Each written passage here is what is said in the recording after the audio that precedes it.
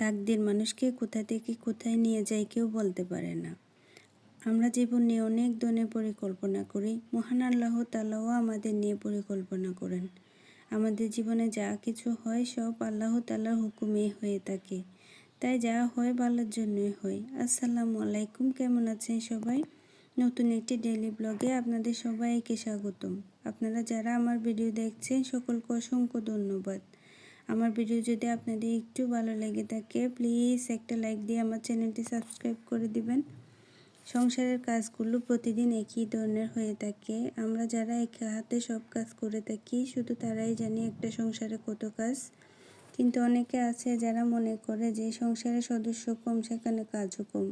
আসলে ব্যাপারটা হচ্ছে একটা সংসারের সদস্য কম বা বেশি হোক, কাজ কিন্তু একই হয়।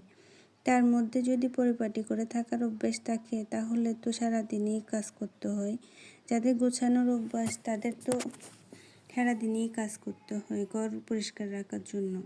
সকাল সকাল দিনের কাজগুলো শুরু করে দিয়েছি। ঘর পরিষ্কার করে রান্না করে এসে বেসিন ডেকচি পাতিলগুলোও ধুয়ে দিয়েছি।